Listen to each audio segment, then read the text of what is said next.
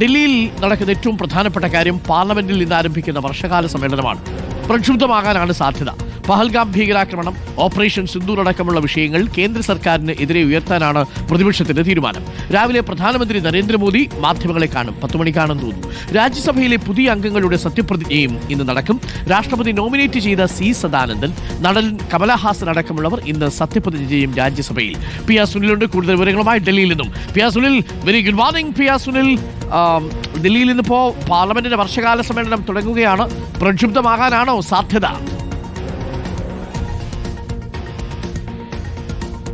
Good morning Arun. തീർച്ചയായും ഒരു പ്രക്ഷുബ്ധ കാഴ്ചകൾ തന്നെയായിരിക്കും പാർലമെന്റിന്റെ ഈ വർഷകാല സമ്മേളനത്തിലും ഉണ്ടാവുക. ഏതായാലും 3.5 മാസത്തിന് ശേഷമാണ് പാർലമെന്റ് വീണ്ടും സമ്മേളിക്കുന്നത്. പാർലമെന്റ് ചേരുമ്പോൾ ഇത്തവണത്തെയുള്ള ഒരു പ്രത്യേകത എന്നത് ഇന്ത്യ പാകിസ്ഥാൻ സംഘർഷത്തിന് ശേഷം ഓപ്പറേഷൻ സിന്ദൂരൊക്കെ വിജയകരമായി ഇന്ത്യ പൂർത്തിയാക്കുകയും പിന്നീട് അതുമായി ബന്ധപ്പെട്ട വിവാദങ്ങൾ തുടരുന്ന ഒരു സാഹചര്യമൊക്കെ തന്നെയുണ്ട്. അതുകൊണ്ട് ഈ പാർലമെന്റ് സമ്മേളനത്തിൽ ഓപ്പറേഷൻ സിന്ദൂരും അതുപോലെ തന്നെ ഈ ഒരു ഓപ്പറേഷൻ സിന്ദൂറിന് ശേഷമുള്ള വെടിനിർത്തൽ ധാരണകളിലും അമേരിക്കൻ ഇടപെടൽ ഉണ്ടായിട്ടുണ്ടോ തുടങ്ങിയ വിഷയങ്ങളൊക്കെ പ്രതിപക്ഷം വളരെ ശക്തമായി ഉന്നയിക്കാൻ തീരുമാനിച്ചിരിക്കുകയാണ്. ഇന്ത്യ സഖ്യം ഒറ്റ ബ്ലോക്കായി തന്നെ ഈ വിഷയത്തിൽ പാർലമെന്റിന്റെ ഇരുസഭകളിലും ശക്തമായ ആവശ്യം സർക്കാരിനോട് ഉന്നയിക്കാൻ തീരുമാനിച്ചിരിക്കുന്നു. ഇന്നലെ ചേർന്ന സർവകക്ഷി യോഗത്തിൽ ഈ വിഷയത്തിൽ വിശദമായ ചർച്ച വേണം എന്ന് പ്രതിപക്ഷം ആവശ്യപ്പെട്ടിട്ടുണ്ട്. ചർച്ച ചെയ്യാം എന്ന് കേന്ദ്ര സർക്കാർ സമ്മതിക്കുകയും ചെയ്തിട്ടുണ്ട്. പക്ഷേ പ്രതിപക്ഷം ആവശ്യപ്പെടുന്നത് പ്രധാനമന്ത്രിയുടെ മറുപടിയാണ്. അപ്പോൾ പ്രധാനമന്ത്രി പാർലമെന്റിന്റെ ഇരുസഭകളിലും ഓപ്പറേഷൻ സിന്ദൂറുമായി ബന്ധപ്പെട്ട ചർച്ചയ്ക്ക് മറുപടി പറയണം എന്നുകൂടി പ്രതിപക്ഷം ആവശ്യപ്പെടുമ്പോൾ അത് കേന്ദ്ര സർക്കാർ അംഗീകരിക്കാനുള്ള സാധ്യതയില്ല. കാരണം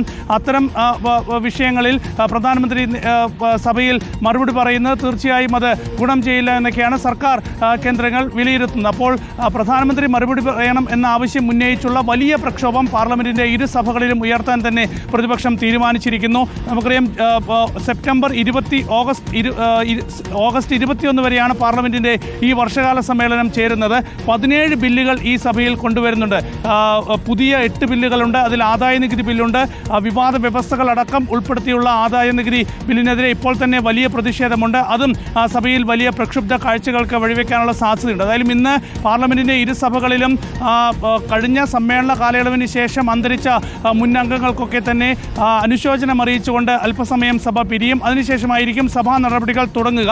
ഏതായാലും ഓപ്പറേഷൻ സിന്ദൂർ വിഷയത്തിൽ ചർച്ച ആവശ്യപ്പെട്ട് പാർലമെന്റിന്റെ ഇരുസഭകളിലും കോൺഗ്രസ് അംഗങ്ങൾ ഇതിനകം തന്നെ നോട്ടീസ് നൽകിയിട്ടുണ്ട്. അപ്പോൾ ആദ്യത്തെ നടപടി എന്നോണം ഈ വിഷയങ്ങൾ ചർച്ച ചെയ്യണം എന്ന് പ്രതിപക്ഷം ആവശ്യപ്പെടും. സർക്കാർ അതിന് തയ്യാറായില്ല എങ്കിൽ തീർച്ചയായും വലിയ പ്രക്ഷുബ്ധ കാഴ്ചകൾ തന്നെയായിരിക്കും പാർലമെന്റിന്റെ ഇരുസഭകളിലും ഉണ്ടാവുക.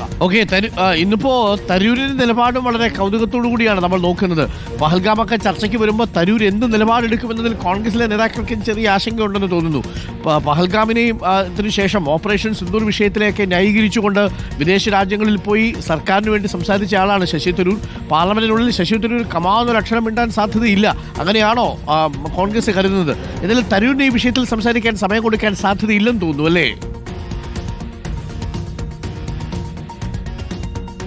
തരൂരിൻ്റെ കാര്യത്തിൽ ഇനി കോൺഗ്രസ് ഹൈക്കമാൻഡ് കൂടുതൽ കരുതലോടെ മുന്നോട്ട് പോകാൻ മാത്രമേ സാധ്യതയുള്ളൂ. ഏതായാലും തരൂർ എങ്ങനെയായിരിക്കും ഈ ഒരു സമ്മേളന കാലത്ത് നീങ്ങുക എന്നത് വളരെ പ്രധാനപ്പെട്ട വിഷയമാണ്. ഓപ്പറേഷൻ സിന്ദൂരിൽ കോൺഗ്രസിൻ്റെ നിലപാടല്ല തരൂരിൻ്റെ നിലപാട് എന്ന് അദ്ദേഹം പലതവണ ആവർത്തിച്ച് വ്യക്തമാക്കിയതാണ്. ഈ ഒരു പശ്ചാത്തലത്തിൽ തീർച്ചയായും ഓപ്പറേഷൻ സിന്ദൂറുമായി ബന്ധപ്പെട്ട വിഷയത്തിൽ തരൂരിന് സംസാരിക്കാനുള്ള അനുമതി നൽകാൻ ഒരു സാധ്യതയുമില്ല. മറ്റൊരു പ്രധാനപ്പെട്ട വിഷയം കോൺഗ്രസിൻ്റെ പാർലമെന്ററി പാർട്ടി യോഗങ്ങളിൽ ഇനി തരൂർ എത്തുമോ എന്നതും മറ്റൊരു പ്രധാന വിഷയമാണ്.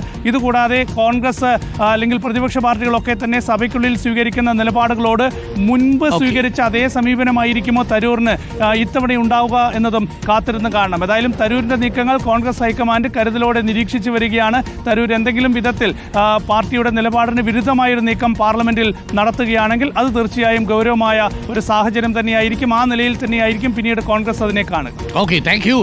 പി ആർ സുനിൽ, ഡൽഹിയിൽ നല്ല കാലാവസ്ഥയാണെന്ന് തോന്നുന്നു. തെളിഞ്ഞ അന്തരീക്ഷമാണോ? അരുൺ, ഇന്ന് മൂടിക്കെട്ടിയ അന്തരീക്ഷമാണ്. പക്ഷേ കഴിഞ്ഞ 2-3 ദിവസമായി ഇതേപോലെ തുടരുകയാണ്. മഴ പെയ്തിട്ടില്ല. മഴയ്ക്ക് വേണ്ടി കാത്തിരിക്കുകയാണ് ദില്ലി. ഓക്കെ, മഴ കാത്തിരിക്കുകയാണ്. ഞങ്ങൾ കുറച്ച് മഴ അങ്ങോട്ട് ദില്ലിയിലോട്ട് അയക്കാം. നല്ല മഴയാണ് കേട്ടോ, നല്ല തണുപ്പ്. ഒരു പുതിയ ന്യൂനമർദ്ദം അയക്കേണ്ടി വരും. അത് വേണ്ടി വരും. അതെ, ബംഗാൾ ഉൾക്കടലിൽ ഒരു പുതിയ ന്യൂനമർദ്ദം കൂടി വന്നിട്ടുണ്ട്. ഇങ്ങനെ മഴ പെയ്തിരിക്കുക. നല്ല തണുപ്പൊക്കെ ഉണ്ട് രാവിലെ. അപ്പോൾ thank you P R Sunil.